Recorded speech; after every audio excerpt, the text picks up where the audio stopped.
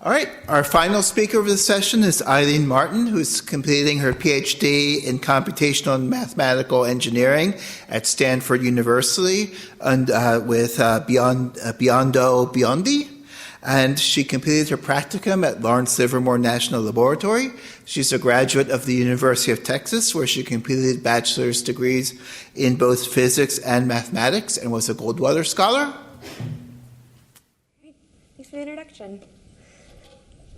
So this is a long title, but basically what it means is that I want to be able to image what's in the top, say 50 to 100 meters of the Earth in some area, and I want to be able to continuously update what that model looks like. The cost of doing those kinds of modeling efforts, though, are pretty high. Even just collecting the data is expensive. So I'm looking into methods where we use free sources of seismic noise. It's just ambient noise, whatever's around you, vibrating, and we also use low-cost sensors. They're just fiber optics, like what you see here on the right. So the reason that we care about this is because infrastructure in Arctic regions has always been built to sort of withstand certain seasonal variations in the permafrost layers, thickness, and structural stability. But over the past few decades, these variations have been getting increasingly more extreme because of climate change. In response to this, we're trying to develop a method that can give people who have to manage infrastructure in these Arctic regions a heads up whenever there's an area that's starting to get weak, so that they can go and reinforce the ground and make sure it's still safe for, say, a plane to land on a runway, or to have an energy pipeline built on top of this permafrost. So the site where we're testing this out is in Fairbanks, Alaska. It's where this yellow star is pointing, and it's a patchy permafrost zone, so it's especially susceptible to these issues of permafrost giving way. So we can't afford a typical seismic survey, but the idea behind what we're doing is still pretty similar. So we have some chunk of the ground, and it's got different materials in it, and we lay out a bunch of receivers, like these green triangles. We set off some man-made source. It's controlled. We know what it's like, and it sends vibrations through the Earth. Those go through the material, and based on how those waveforms change and how long they take to reach different parts of the array, we're able to back out what seismic velocities are within that region. And then we can try and infer material parameters. So permafrost thaw has a really strong change in its seismic velocities when that happens. So that's why we're focusing on seismic as a precursor for permafrost thaw detection. So it's not just me working on this, it's a big team. And we're working under a CERTIP grant, which is DOE and other organizations, DOD and EPA, on developing smart infrastructure for a changing Arctic environment using distributed fiber optic sensing methods. And it's led by Jonathan Aho Franklin at Lawrence Berkeley Lab and Anna Wagner at the Corps of Engineers Cold Regions Research and Engineering Lab. So you can see all the other team members here. Some of you from Lawrence Berkeley might recognize a few of these people. So passive seismic has really caught on over the past decade because it only requires you to put out an array of receivers. So here's an example from my colleague Jason Chang, where an array of receivers were placed all over Long Beach, California, pretty densely. And each one of these receivers, you can see on the left that they just recorded whatever noise was happening. This has been bandpassed down to about a hertz. Once you record all of that noise at different receivers, you cross-correlate the noise of each pair. So imagine if you have n sensors, you do n squared or order n squared cross-correlations. The result of these cross-correlations, if you were to take one receiver and correlate it against all the other receivers in the array, is shown on the right. And what you see is that receiver actually starts to act as a source in your cross-correlation. So it looks like a bunch of waves emanating out from some active seismic source. And you can do this with any array, or with any receiver within the array. So with that, we're able to reduce the cost of having to go out and pay a crew to go and hit the ground in a controlled way. We also want to reduce the cost of the receivers because it's expensive to maintain a large network of receivers that each need their own power sources. So we're using distributed acoustic sensing, which is a way of just repurposing standard fiber optic cables like what you get for telecom, less than $1 per meter easily. And it takes a laser, it probes that fiber optic, and based on the backscattered energy, we're able to back out what strain rates are along the fiber at many different locations. So the benefit of that is it's easy to deploy fiber optics. They're really small, they're flexible. You can cover tens of kilometers with just a single laser probing that same fiber. And it's also really low cost per sensor. The downsides are mostly just having to do with signal-to-noise ratio issues and also having lower sensitivity to waves that come in sort of at an angle to the fiber. So for our pilot test, we just wanted to see, can we record these vibrations that are ambient noise, and can we actually extract out any kind of coherent signal from these? Or are these sensors just too poor quality to do that? And we tested it out at Richmond, California, which is a fabulous place if you really want to get a lot of seismic noise. A terrible place if you want to do an active seismic source experiment. So there's a highway nearby, there's the San Francisco Bay, there's a railway tracks that's like maybe 50 meters away from our actual collection site, and a busy industrial road with a lot of 18-wheelers, so tons of sources of vibrations. We had this L-shaped trench where we laid several different kinds of cables.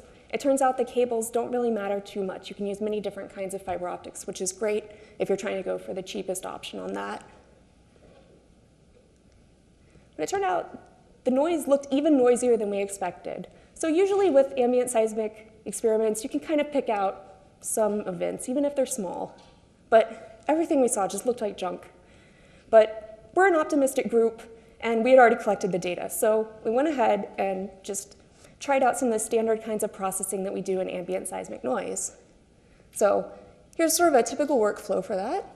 Everything in the red box is essentially doing filtering so that the noise that we collected better resembled noise that would be expected by ambient noise theory. So things like removing source imprints or receiver sensitivity issues. Once we got those filtered time series, we would cross-correlate each pair of receivers so that we could get coherent waveforms, or at least that's what we hoped. And after that, we would create dispersion images. And those show how much energy travels at different frequencies and velocities. And for surface waves, this is a really important part of doing the inversion to figure out what velocities are in a layered model. Surprisingly, we were able to get clear responses after just 10 minutes of recording data. And I don't think very many other people know much about ambient noise, so I'll give you some context that that's like lightning fast for ambient noise. Usually it's days or weeks of collecting. Part of this is because we're looking at such a shallow region, so it's higher frequencies. But on the left, you can see we get a coherent waveform coming out of one of our virtual sources, and on the right is the resulting dispersion image. So we get a lot of velocities in between like 100 up to 500 meters per second. And those are typical velocities for Rayleigh waves, which are the type of surface waves that we expected the array to sort of be most sensitive to. So an overview of how that workflow looks. So we have order in sensors, or we have in sensors, then we do n-squared cross-correlations to get a virtual source response estimate for every source or every receiver in the array. For each one of those cross-correlations, we get a dispersion image, which says how much energy is at each frequency and velocity. And those dispersion images are input to a surface wave inversion method, where we then try and get a layered velocity model for different regions within the array. So really, all that we care about is getting these dispersion images as an input to our inversion. But the biggest bottleneck in this whole process, even the inversion, was just getting cross-correlations, which honestly, we don't really care that much about beyond just quality control. So it turned out if we did a little math, we could combine the steps for cross-correlation and dispersion images, and we found that there's actually a common factor in the dispersion image for every virtual source, or every receiver within the array. So we could just calculate that common factor and order in computations, and then for each one of our dispersion images, it only took a constant number of computations to do those. One of the other nice things is that it's embarrassingly parallel to do this. So we knew that we'd be able to scale up to like tens of kilometers worth of sensors, which would be tens of thousands of sensors, like we wanted to. And this would no longer be our issue. So now that we had scaled up computationally, we could scale up physically. So this past summer, my collaborators went up to Fairbanks, Alaska, an actual permafrost region, and deployed an array that was 6 times longer than the array we had done in California. So over on the left, you can see it's still a trenched array, pretty much the same setup. On the right, those white lines indicate where the actual array is. So it's about 600 meters right alongside a road, and it's 1 mile north of Fairbanks, so there's still some ambient noise that's created by human activity, but less so than what we saw at Richmond. Up at the top, this is an electrical resistivity tomography image that was done. And the red areas are where there's really solid permafrost, and the blue areas are where it's much softer. And so we can see that this was really a patchy region, so it was a good place to test out our methods. But when we took cross-correlations of these noisy data, no matter how much pre-processing we did, we always got these weird artifacts. So the things that are picked out in pink for two different virtual sources are the actual Green's function estimates, or virtual source response estimates that we want. And the stuff in green is just artifacts that look like copies of other virtual source response estimates, which was really puzzling. But it turned out to be a super mundane issue, but one that's actually common in a lot of infrastructure studies with ambient noise. So the road has joints, and cars drive over those joints. So on the right, you can see an image of the data that's collected as a car drives by. And so it sets off these little pops, certain points within the array. And then there are a bunch of cars going by, and they all have a pretty tight distribution around whatever the speed limit is. And so what this ends up looking like is a bunch of very tightly time-correlated sources, which totally violates the theory of ambient noise. Like, all the sources should be very independent of each other, and it's a huge gap in a lot of practical applications of ambient noise theory. So you can see that this is what the issue is. If we just do a little thought experiment where a car drives over some bumps, those green dots, and it's recorded by sensors all along the array. When we cross-correlate this, which you can see on the left, everything's been cross-correlated against the sensor marked by the green line in the middle of the array. We get all of these like crisscross artifacts, and if you further inspect this for many different virtual sources, it actually has many of the characteristics of the artifacts that we were seeing in the real data. So these kinds of issues are actually very common in practice, and they're a real limitation that we have to deal with in the next couple of years. Luckily, there's a simple way to at least reduce those artifacts that's used when there are point sources within an array that aren't necessarily time correlated. So we can use cross-coherence, which is a lot like cross-correlation. You still get something that looks like a waveform. And we can pick out, in the blue lines, we can still see the slow event that we could see with the cross-correlation. But now we can see in red this slower, or this faster, low-frequency event that we couldn't see over all of the artifacts that were in the cross-correlation estimate. And we still want to get dispersion images out of this for surface wave inversion. Luckily, that fast algorithm for getting dispersion images from cross-correlations actually generalizes to cross-coherences really easily, so we can still do that. This summer, my colleagues are going up to Fairbanks again, and they're actually creating a 2D array of fibers. So that's the blue and green lines up there. And the red dots are actually heaters. And so they're going to be actively thawing a section of permafrost, and we'll be recording ambient noise and also doing a repeatable seismic source as a comparison effort. And it's a really exciting data set because we're going to be able to see what those time resolution limits really are for ambient noise studies. So despite its signal-to-noise ratio issues and sensitivity, we found that DAS is actually a feasible option for some of these ambient noise studies.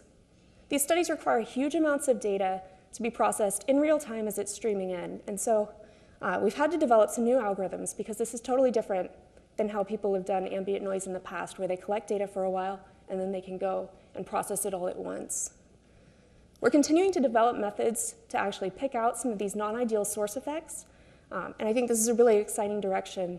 We need to flesh out the theory for ambient noise to actually become more practically applicable in more situations. So with that, thanks to CERTIP for the funding on those experiments, and especially to CSGF. It's been a really great experience to be part of this program. So if you want more details, here's some references, or you can just ask me a question right now. Thanks.